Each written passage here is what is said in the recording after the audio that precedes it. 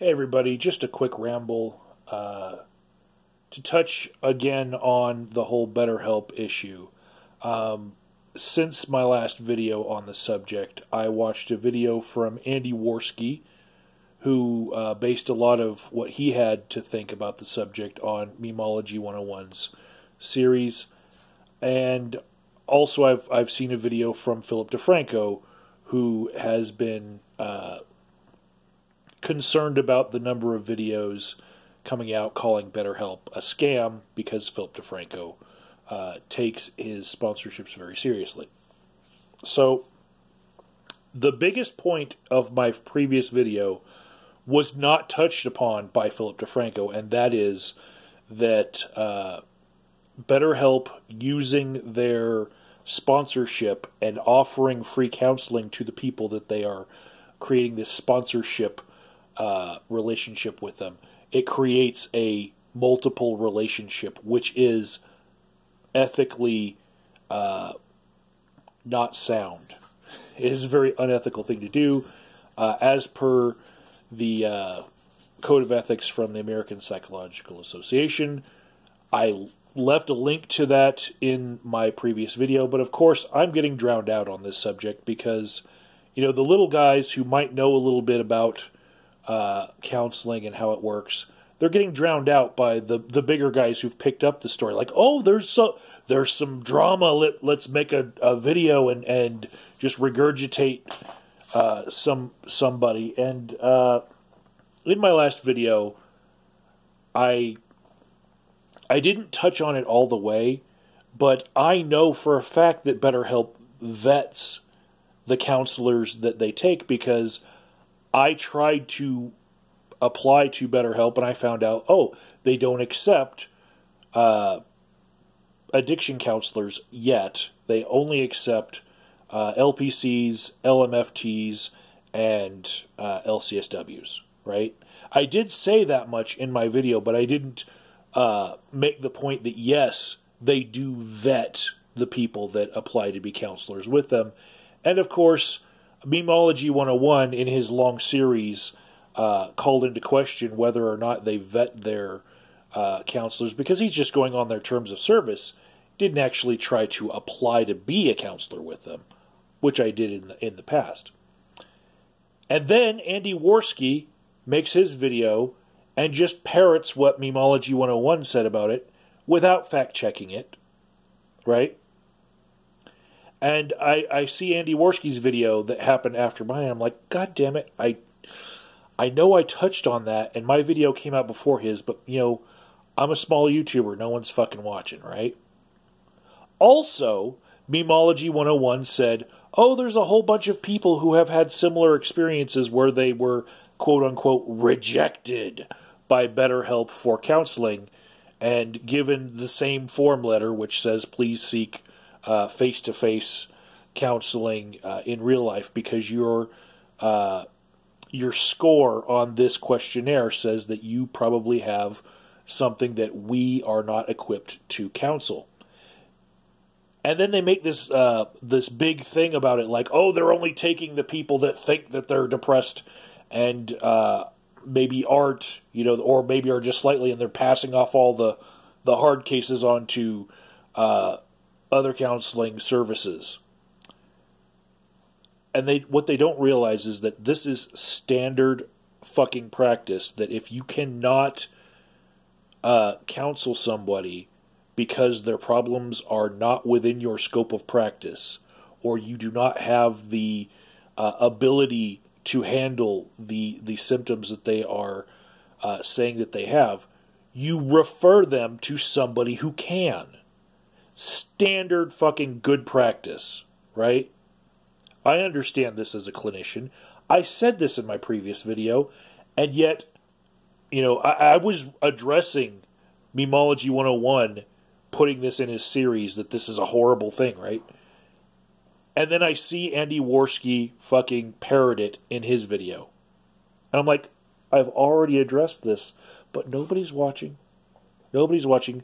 They saw that there was some smoke of a scandal fire, and they just want to fucking be the first to fucking report, and without fucking asking any real clinicians, hey, what do you think about the way that they are doing this? That if somebody scores too far on the scale of depression and they think they might have major depressive disorder, that they're not treating them. Well, if it's not feasible to treat that through regular video counseling, and they think that, maybe they need face-to-face counseling and they need a higher level of care, so we're going to refer them to that. That's fucking standard practice.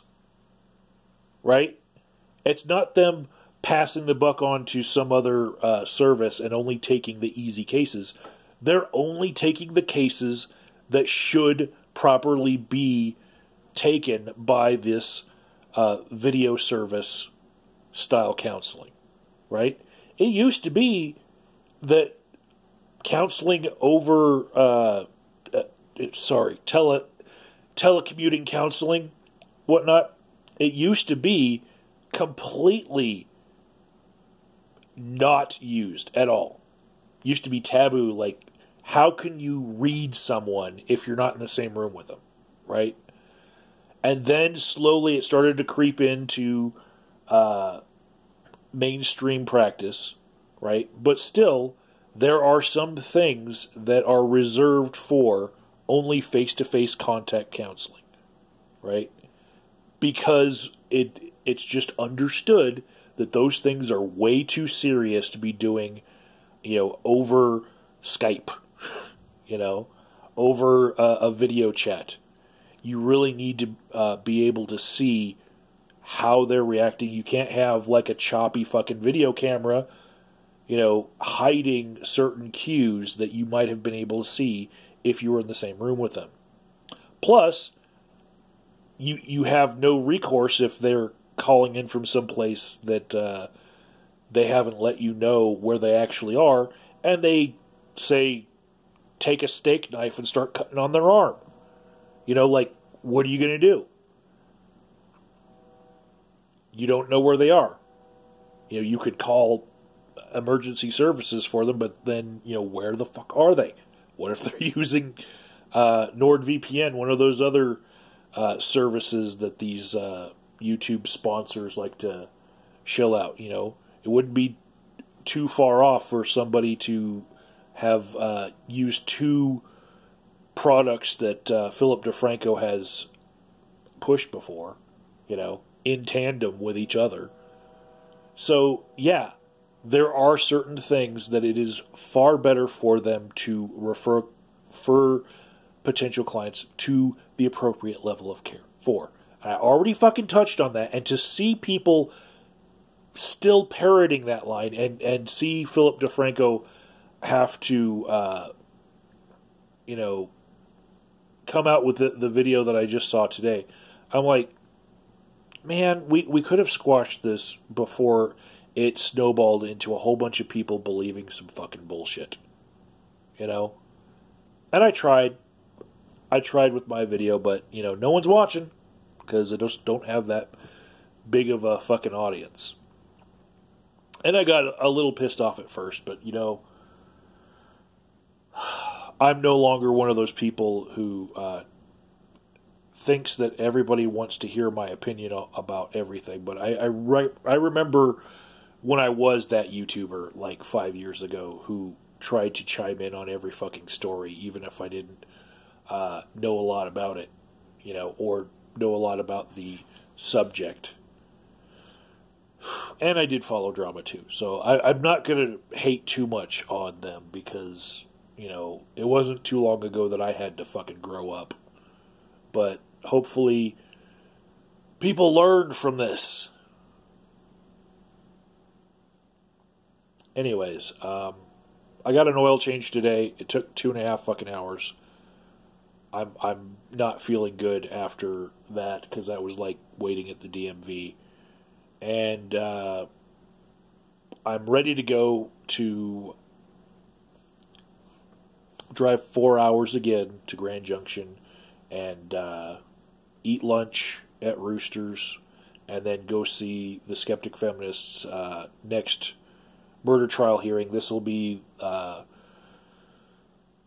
two other officers that weren't available for deposition in the last hearing. They will be there this hearing. And then a week from tomorrow, there will be the next hearing will be the request for a new trial, which I really want to know what they're basing that on, because there has been no jury pool to taint.